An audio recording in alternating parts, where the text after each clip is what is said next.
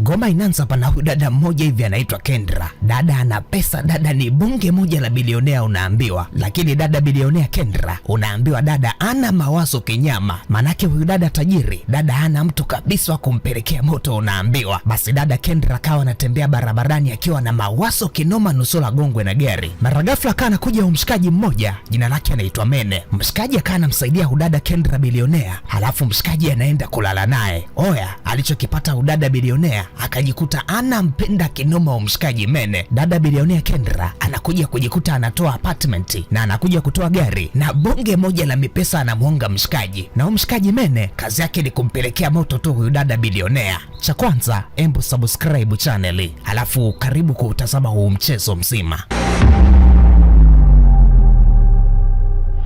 Ma nickname, mimi naitwa Roboti, na lil name, mimi naitwa Come On, you know my name, mimi naitwa Baraka, na hii inaitwa Robotingo TV. Basi usisahau kulike video, usisahau kusubscribe channel, na usisahau kutauni on notification ili uwe wa kwanza kutazama recap mpya kila siku. Na turudi kwenye filamu. Basi ngoma inaanza pana huyu dada mmoja hivi, dada ana stress kinyama unaambiwa. Huyu dada jina lake anaitwa Kendra. Dada ni bonge moja la bilionea unaambiwa. Lakini dada tajiri bilionea, dada anatembea barabarani akiwa na mawazo ya dunia nzima unaambiwa. Dada bilionea nusura gongwe na gari. Mara ghafla kana kuja mshikaji mmoja hivi anamsaidia. Huyu mshikaji jina lake anaitwa Mene. Mshikaji anafanya kazi ya kukata viuno kwenye klabu, yani mshikaji ni stripper kwenye klabu. Basi mshikaji akawa anakuja kumsaidia huyu dada, na mshikaji akawa anamfariji kinoma huyu dada. Akawa anamwambia dada, chochote kile ambacho unapitia, dada usipagawe na dada usiogope pia, manake kila kitu kitakuwa sawa. Basi mshikaji akawa anamfariji kinoma huyu dada, na dada Kendra bilionea ile kamkumbatia mshikaji analia tu anafarijiwa unaambiwa. Basi Mene akawa anamsaidia huyu dada na anakuja kukamata moja kati ya chumba wanalala pamoja. Huwezi kuamini, siku ya pili mshikaji anaamka, manake usiku alimpelekea moto kinyama ule dada bilionea Kendra. Mshikaji anaamka anakuja kujikuta kaachiwa barua. Dada Kendra bilionea tayari kashaondoka, lakini dada akamwachia barua mshikaji. Dada amesema amemkubali kinoma huyu mgeni. Dada bilionea Kendra amemkubali kinoma mwamba jinsi ambavyo alikuwa anapeleka moto. Basi huwezi kuamini, dada bilionea akamwachia barua mshikaji, na mshikaji Mene ile akaa anasoma tu, manake dada bilionea Kendra kitambo kaamka na kashasepa. Basi dada Kendra ameshakuja kurejea mjengoni. Hapa mjengoni ni moja kati ya mjengo mmoja wa kifahari kinoma, juu anaishi udada bilionea Kendra. Lakini leo mara ghafla mlinzi akaa anashangaa mlango unagongwa tu, na wakao wanakuja maofisa fulani hivi wawili. Hawa maofisa wanasema wanamtaka dada bilionea Kendra, lakini mlinzi akawa anagoma. Hawa maofisa wanasema wana shida kinoma na bilionea Kendra. Basi kweli baadaye dada Kendra akawa anakuja. Sasa na wama ofisa mzee wakawa wanakuja kujitambulisha wao ni watu wa benki. Wamekuja hapa ndani manake nyumba inaonekana ilishawekwa bondi, halafu mkopo ambao umebebwa benki huwezi kuamini haujawahi kulipwa. Kwa hiyo maofisa wamekuja kukamata nyumba. Sasa udada bilionea mwenye mjengo, huwezi kuamini, dada akaa anashangaa tu, manake dada bilionea Kendra, dada ana pesa zake na dada hajawahi kukopa kabisa unaambiwa. Lakini maofisa wa benki wakawa wanakuja kumwambia dada, mume wako alikuja alikopa pesa, na baada ya kukopa pesa hajawahi kulipa hata 10 unaambiwa. Kwa hiyo maofisa wa benki wamekuja hapa ndani kukamata nyumba ya dada. Huwezi kuamini, dada Kendra akawa anaumia kinoma. Dada anasema huwezi kuamini, huyu mwanaume kwanza kashaniacha. Yaani huyu mshikaji kumbe alikopa pesa benki na akawekezea nyumba ya mkewe. Halafu mume wake na dada sasa hivi kashamwacha mshikaji katembea. Huwezi kuamini, dada bilionea anakuja kujikuta kaachiwa msala. Hii nyumba unaambiwa inabebwa. Basi dada bilionea Kendra, dada alikuwa na mawazo kinoma ya kuachwa unaambiwa. Lakini dada anakuja kujikuta kumbe mmewe kashamwachia msara tena. Hata hii nyumba mume wake tayari alishachukulia mkopo. Dada Kendra akawa anapagawa, dada anawasa kinoma unaambiwa. Na hawa maofisa wa benki hawaelewi. Basi dada bilionea Kendra akawa anasema okay, hamna shida, ngoja akabadilishe nguo, alafu ataenda kule benki kuwalipa pesa zao. Na masaa yakaendelea kusonga mbele. Basi huko upande wa pili ni kwa yule mshikaji ambaye anafanya kazi ya kudensi kwenye klabu Mene. Mshikaji ametoka zake mitikasi anakuja kurejea magetoni. Akawa anakutana na huyu dada, na dada akawa anamuuliza mshikaji, hivi kaka, njia kuelekea kwa mtaa wa Kalumanzila mtaa wa pili ndio ipi? Huwezi kuamini, mshikaji Mene akawa anamwelekeza udada mtaa. Mara ghafla akawa anakuja udada mmoja hivi, dada kavurugwa, dada kapagawa dunia nzima. Huyu dada ndio demu wake na umshikaji Mene. Dada Mene, huwezi kuamini, dada ana hasira. Dada akawa anamsingua kinoma huyu dada kwamba udada eti anataka kumibia mpenzi wake Mene, lakini mshikaji Mene akawa anamwambia mke wake Kupe, hapana mke wangu Kupe. Huyu dada alikuwa anauliza tu njia na mimi nikani namuelekeza, lakini huwezi kuamini dada Kupe, dada kapagawa kinyama unaambiwa. Dada Kupe akawa anampelekea viganja huyu dada kwamba ole wako umuulize tena mme wangu njia, ulikuwa unamtongoza mme wangu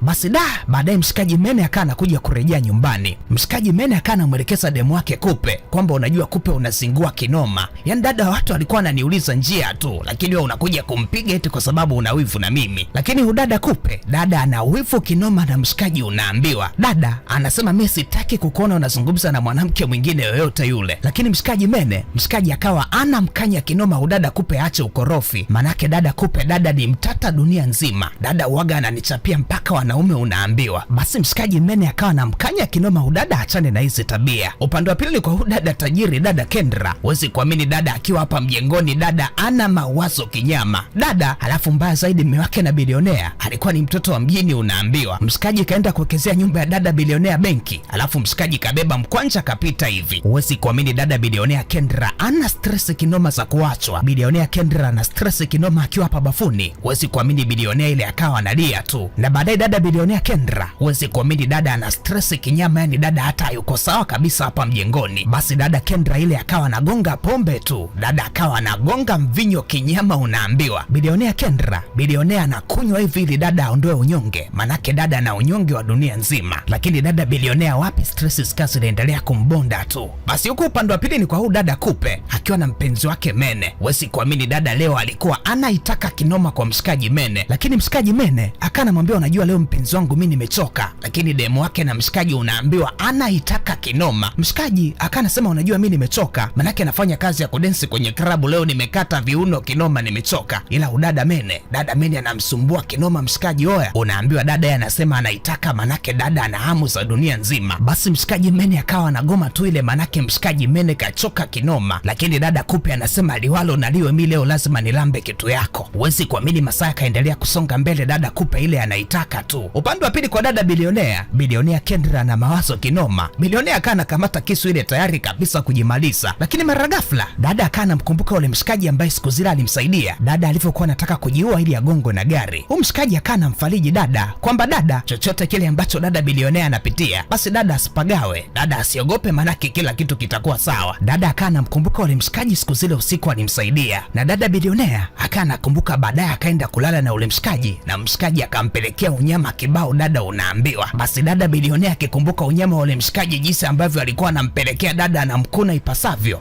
Huwezi kuamini dada bilionea akajikuta anapagawa kinoma, anamisi, na dada bilionea akajikuta anagaili kujiua unaambiwa. Basi huko upande wa pili ni kwa mshikaji Mene akawa anatoka hapa mjengoni ile tayari kabisa kwenda kutafuta kibarua, manake mshikaji anafanya kazi ya kudensi tu kwenye klabu. Lakini mpenzi wake Kupe, huwezi kuamini dada Kupe hataki kabisa mshikaji aondoke. Dada Kupe anataka mshikaji mume wake muda wote awe ndani, lakini mshikaji akawa anasema hapana, embo niache mimi nikafosi nitafute kazi basi, manake mpenzi wangu hatuwezi kuwa tunakula huo ujinga, lazima nikafosi nitafute kazi ujue. Basi kweli mshikaji kaenda katafuta kazi, kafosi kinyama. Ile anakuja kurejea jioni mshikaji hajapata kazi, ngoma nzito unaambiwa. Mshikaji akawa anakuja hapa magetoni ile anapoa tu, lakini mara ghafla akawa anakuja kupewa taarifa kwamba demu wake Kupe, huwezi kuamini dada Kupe ni mtata kinoma. Dada yuko anazingwana na washikaji mtani hata bila sababu. Basi mshikaji Mene ile akawa anakuja kumsaidia demu wake Kupe asipambane na washikaji. Mara ghafla huwezi kuamini moja kati ya mshikaji akawa anajikuta anambonda Mene, na Mene hali yake inakuwa mbaya kinoma.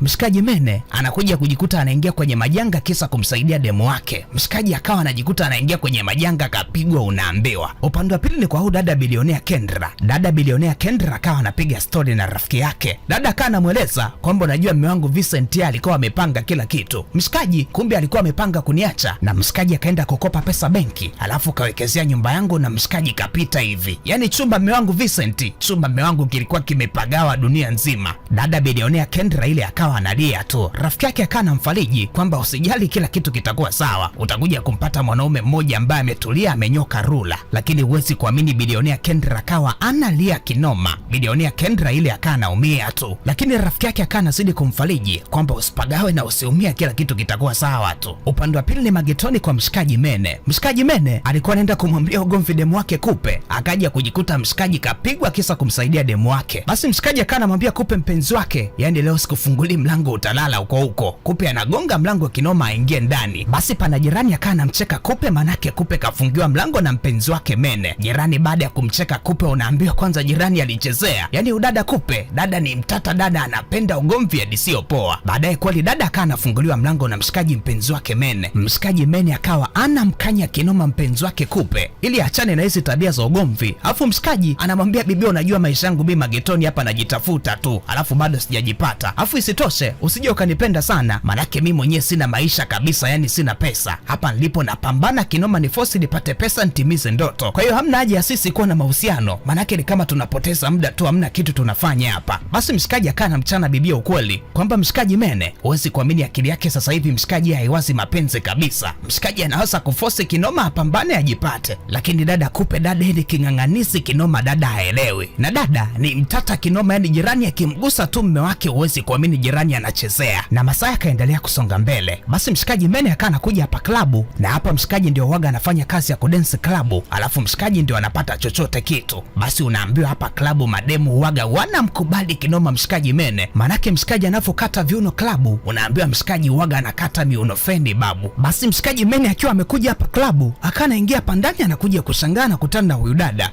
Huyu dada mshikaji anamkumbuka, manake huyu dada ndio ule mshikaji ambaye siku zile alikuwa anataka kujigonga na gari ajiue, alafu mshikaji akamsaidia. Na baada ya kumsaidia dada, basi ndio akaenda kulala pamoja. Alafu kilichotokea ulikuwa ni unyama mingi sana, unaambiwa dada bilionea akajisikia buruda za dunia nzima, unaambiwa mpaka akajikuta anagaili kujiua. Dada akimtazama mshikaji, kumbe mshikaji ndio anafanya kazi ya kudensi hapa klabu. Basi dada bilionea kwa sababu kalewa kinoma, dada kaa anasema isiwe tabu, anamwomba mshikaji amwendesha udada bilionea kwenye gari ili dada bilionea Kendra arejeshwe nyumbani. Basi kweli mshikaji baadaye akawa anafanya hivyo, anakuja kumwendesha udada bilionea kwenye gari, anakuja kumleta mpaka nyumbani, unaambiwa. Na dada bilionea Kendra ana bonge moja la mgari wa kifahari, na mshikaji Mene akawa anakuja kumbeba huyu dada, manake bilionea kalewa chakali ajitambui. Mshikaji akawa anambeba dada ile anamjali kinoma, anakuja kumleta chumbani, na ile anakuja kumvua viatu dada anamjali kinoma mshikaji bilionea, na dada baadaye akawa analala. Basi mshikaji akawa anaondoka, lakini mshikaji akiwa anaondoka hapa sebreni, huwezi kuamini dada bilionea Kendra akawa anakuja hapa sebreni, manake dada kama kuna namna hivi dada kamisi vile vitu unyama mingi, unaambiwa.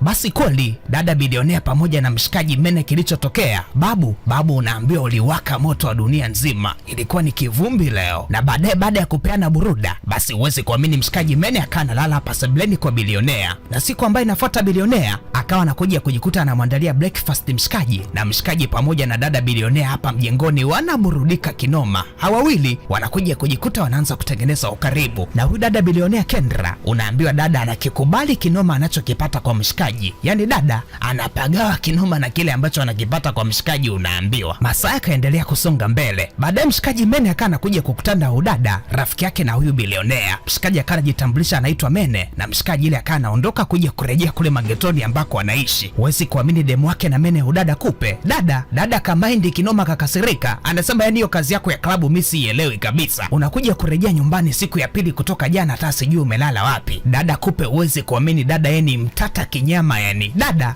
akana mpigia makelele kinoma mme wake, lakini mshikaji Mene ile akawa hajali wala cha nini. Basi mshikaji ile kapoa tu akawa anazama magetoni. Huko upande wa pili ni kwa huyu dada bilionea Kendra. Dada akana anamsimulia rafiki yake kwamba yani huwezi kuamini yule mkaka ambaye nilimbeba klabu akanileta hapa, yule mkaka ananipelekea vitu, unaambiwa oya, yule kaka unaambiwa anaichapa kitu kama hata kuja kuichapa tena, yani mkaka noma mpaka noma tena, unaambiwa shosti yake. Akawa anamuuliza kweli, lakini dada bilionea Kendra akawa anasema kweli, yani yule mkaka Mene yule mkaka noma, yule mkaka ananipigia vitu yani nikajikuta yani na misi tu hapa, unaambiwa sielewi. Na huku upande wa pili kwa mshikaji Mene, mshikaji kapoa tu magetoni, mshikaji kazi yake akipeleka anapeleka vitu kweli. Huwezi kuamini mshikaji kapoa magetoni, yeye mwenyewe anamkumbuka ule dada bilionea. Na huku dada bilionea anaendelea tu kumsimulia rafiki yake kwamba yule kaka Mene aiseni noma mingi sana, yani yule kaka ananipelekea vitu mpaka utamtaka. Dada bilionea Kendra anamsimulia rafiki yake Joy, huko anaendelea kucheka kinoma, wanafurahia. Basi bilionea akawa anasema ngoja baadaye nitaenda tena kukutana kule klabu ili nihakikishe napata burudani za ule mshikaji, manake nafurahia naye kinoma yani. Basi kweli muda ukaendelea kusonga mbele. Bilionea akawa anakuja hapa klabu, anakuja kukutana na mshikaji na ile wanaburudika kinoma, na baadaye wanakuja kujikuta wanarejea nyumbani pamoja na ile wanaenjoy kinyama ile. Yani hapa ndani ni buruda mingi sana, zilikuwa ni vibe za dunia nzima unaambiwa. Na baadaye mshikaji Mene akawa anamuuliza udada bilionea, kwa nini udada? Dada ni kama vile alikuwa na mawazo kinoma, wakati dada ni bonge moja la bilionea. Kendra ni kama vile ana stress, alikuwa anataka kujitoa wai, wakati dada ana pesa za dunia nzima. Dada akawa anaeleza kwamba dada kwanza hapa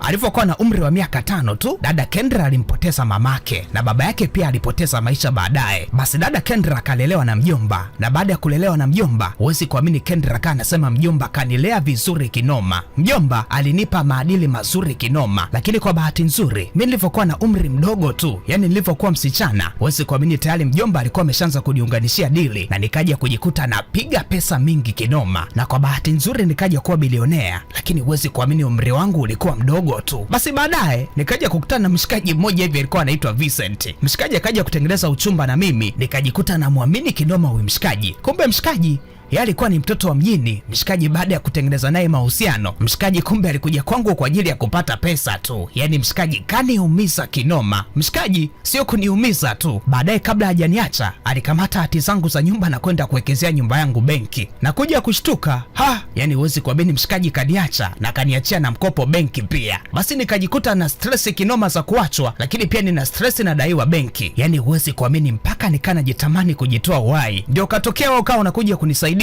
Alafu baada ya kunisaidia ndio tukalala wote, na baada ya kulala wote nikaja kugundua kumbe wewe mkaka unanipelea, yani wewe una unyama wa dunia nzima. Basi nikaa najikuta napata faraja ya kuishi, manake ulikuwa unanipa vitu matata mimi, na ndio maana nilikuwa na data mimi. Basi dada bilionea baada ya kumsimulia mshikaji, huwezi kuamini, wakawa wanakumbatiana tu wanafurahia. Na bilionea baadaye akawa anakuja kumsimulia rafiki yake Joy kwamba huwezi kuamini, rafiki yangu Joy, mimi nilikuwa na ule mshikaji tena, yani ule mshikaji naburudika naye kinoma. Basi sasa hivi dada Kendra, dada ameshaanza kuwa na furaha, wakati dada alikuwa na stress kinoma. Dada bilionea anachokipata kwa mshikaji, dada sasa hivi anajikuta anaifurahia dunia unaambiwa. Na siku zikiendelea kusonga mbele, sasa hivi dada Kendra huwezi kuamini anafurahia kinoma na mshikaji Mene. Sasa hivi dada anakuja kujikuta anakuja kumleta mshikaji Mene mpaka hapa magetoni. Mene anakuja kuletwa na gari tu na dada, na ile wanafurahia. Demu wake na Mene udada Kupe akawa anaona, Kupe anakuwa mkali kinoma kwa mshikaji Mene, lakini mshikaji Mene akawa anamwambia ukweli Kupe kwamba Kupe, unavyoniona mimi hapa ni maskini na wewe mwenyewe ni maskini, kwa hiyo hatuwezi kuwa tunaendelea kusambaziana umaskini tu, lazima mmoja amsaidie mwenzia kwenye mahusiano, lakini hapa sisi hatuwezi kusaidiana, kwa hiyo lazima nimpate mtu ambaye ana uwezo zaidi yako ili tusaidiane, na hata wewe Kupe lazima umpate mtu ambaye ana uwezo zaidi yangu ili msaidiane kwenye mahusiano. Huwezi kuamini, mshikaji Mene akawa anaeleza ukweli amenyoka, lakini dada Kupe akawa mbishi kinoma, hataki kuelewa. Upande wa pili kwa dada Kendra bilionea, dada ile akawa anajiandaa ile kavaa kuelekea Tizi, anamwambia rafiki yangu embu twende Tizi, akiwa na rafiki yake Joy. Mara ghafla mlango ukawa unagongwa, kuna hao polisi wanakuja hapa ndani. Polisi wanakuja kumwambia dada Kendra, huwezi kuamini, mume wake ambaye alimwacha Kendra, yani yuko mtani kashafanya msara, na huwezi kuamini katumia gari ambayo alipewa na udada Kendra. Kwa hiyo dada Kendra bilionea anakuja kujikuta polisi wanakuja kumkamata dada aende kufanyiwa mahojiano kituoni, manake dada anakamatwa kwa msara ambao ex wake Vincent kaufanya.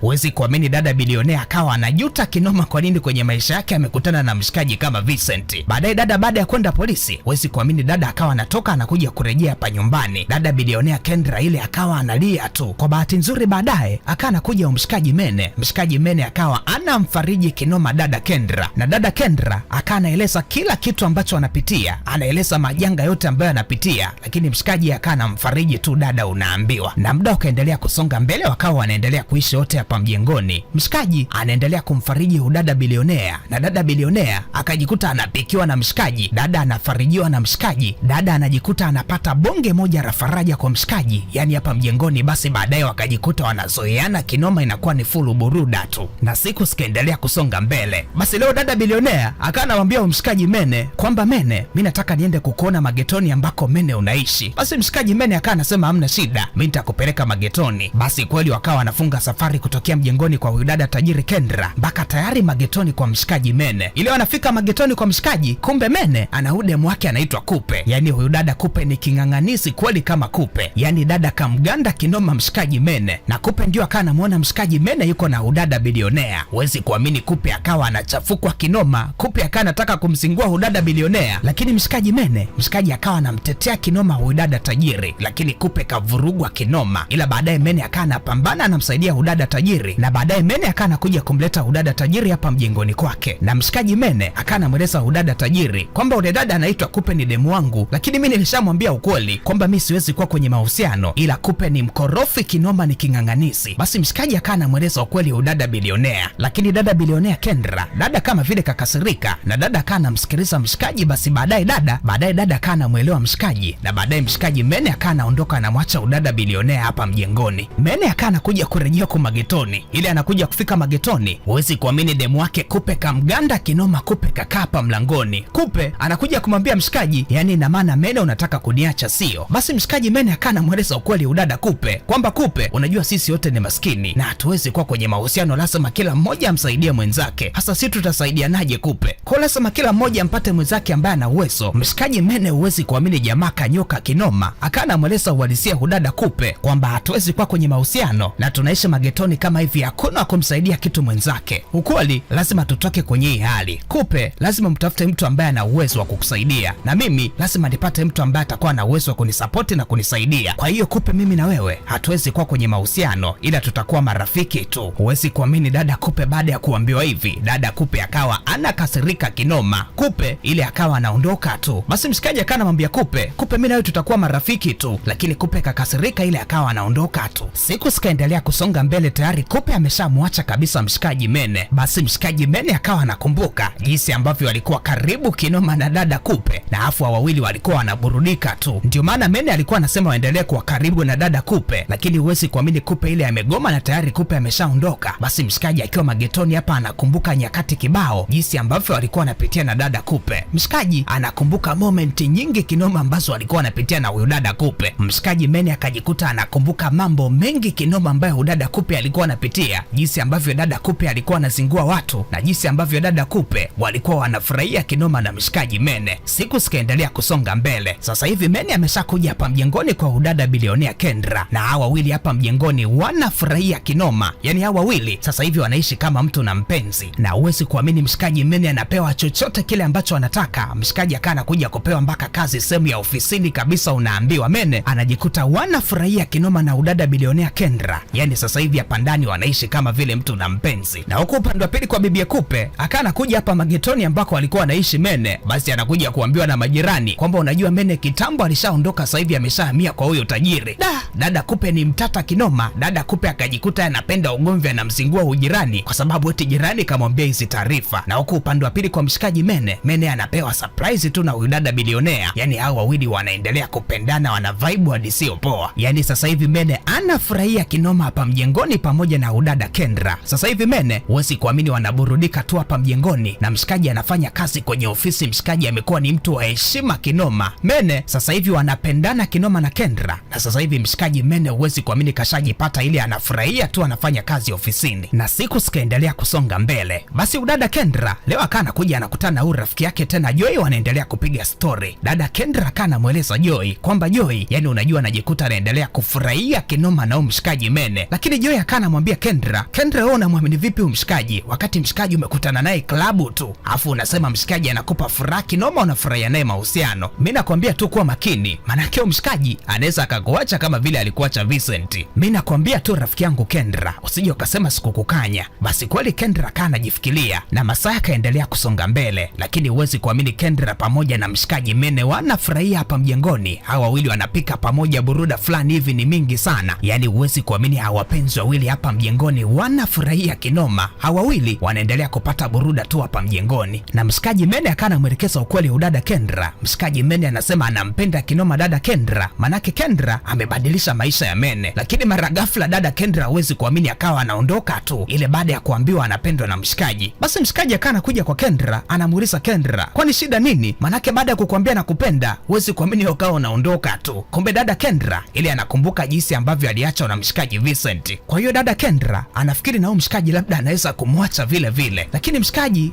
anambembeleza kinoma dada. Dada Kendra hataki kabisa kumuelewa mshikaji Mene, anaamini mshikaji naye pia anaweza kumwachia manyoya siku moja. Huwezi kuamini siku ambayo inafuata dada Kendra kana anamwambia ukweli mshikaji Mene kwamba unajua Mene, mimi kitu ambacho naburudika na wewe Mene, naburudika jinsi ambavyo wewe unanipelekea utamu tu, naburudika jinsi ambavyo waga unanipelekea moto tu, lakini kukupenda mimi huwezi kuamini, moyo wa kupenda sina tena, manake nilishavunjwa moyo kabisa na ule mshikaji Vincent. Dada bilionea Kendra basi anakuja kumueleza ukweli mshikaji kwamba dada anaburudika tu jinsi ambavyo mshikaji huwa anampelekea unyama kibao dada, lakini dada sio kwamba anampenda Mene, dada anakaa na Mene ile kwa sababu tu waga anamburudisha ile wanavyofanya unyama kibao. Basi sasa hivi huwezi kuamini dada akaa anajiandaa hapa mjengoni na ile anaondoka dada anakuja klabu, na baadaye Mene akaa anakuja klabu anamvuta kinoma udada Kendra kwamba dada, hasa kwa nini unafanya hivi? Kwa nini unakuja ku klabu tena kucheza na washikaji Kendra? Lakini huwezi kuamini Kendra anasema hii sasa hivi anachotaka ni kuburudika tu. Dada Kendra hataki kabisa kuwa kwenye mahusiano na kupenda mtu. Basi mshikaji akaa anakuja kurejea na bibi Kendra hapa nyumbani. Mshikaji anamjali kinoma dada Kendra, lakini dada Kendra akaa anakuja kueleza ukweli kwamba unajua Mene, mimi sikupendi. Yaani Mene mimi nilikuwa na wewe kwa sababu Mene waga unanigea buruda mingi sana. Mene kwa sababu waga unanipelekea moto wa dunia nzima. Yaani Mene mimi niko na wewe kwa sababu Mene waga unanigea buruda za dunia nzima. Yaani Mene waga unanigea utamu mimi sijai kupataga ujue. Ila sio kwamba nakupenda. Kwa hiyo ukweli mimi niko na wewe kwa sababu waga unanigea buruda mingi sana na waga unanigea unyama mingi sana. Hicho ndio kitu ambacho nakipenda kutokea kwako Mene.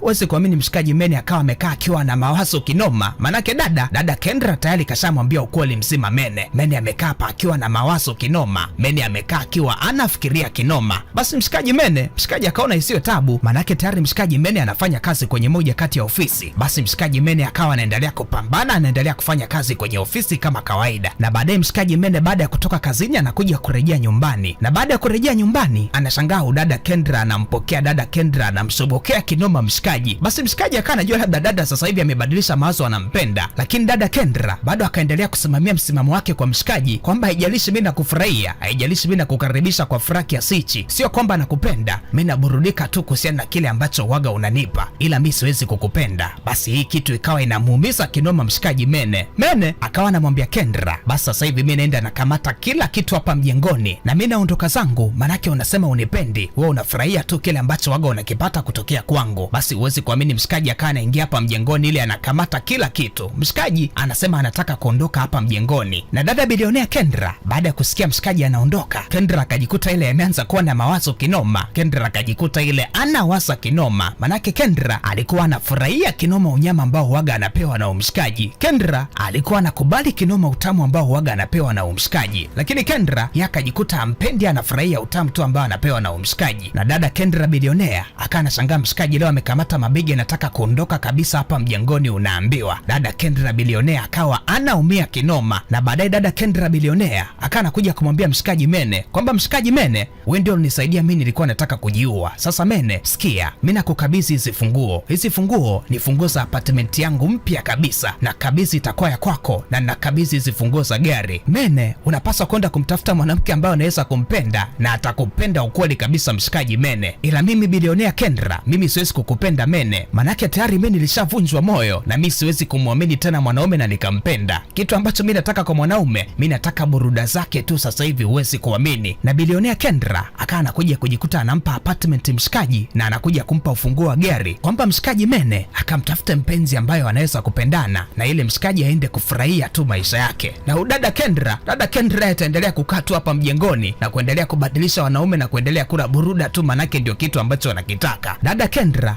yeye hawezi kupenda tena. Basi kweli mshikaji akana kamata begi anaondoka. Na dada Kendra, huwezi kuamini, dada kabakia hapa mjengoni. Dada ile analia tu, lakini dada hawezi kutulia na mshikaji Mene, manake mshikaji Mene alitaka wapendane na dada. Na dada Kendra yeye alikuwa anapenda buruda za mshikaji tu, na ndio maana dada akaamua kumruhusu mshikaji aende akamtafute mtu mwingine ambaye watapendana. Na dada yeye atakuwa anaburudika, anakula buruda tu kwa washikaji wengine. Basi ndio hivyo, dada Kendra ile akawa anaumia tu, manake mshikaji Mene ameshaondoka.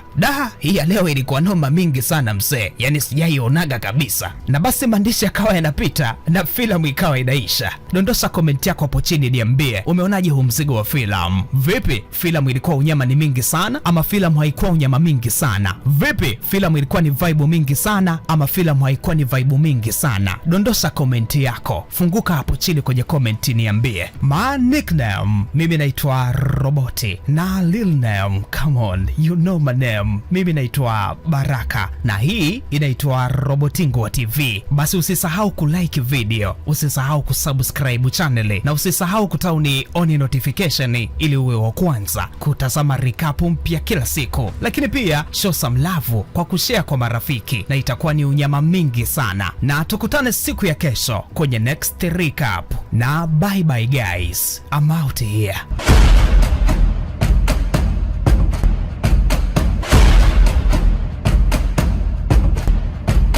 Mwah.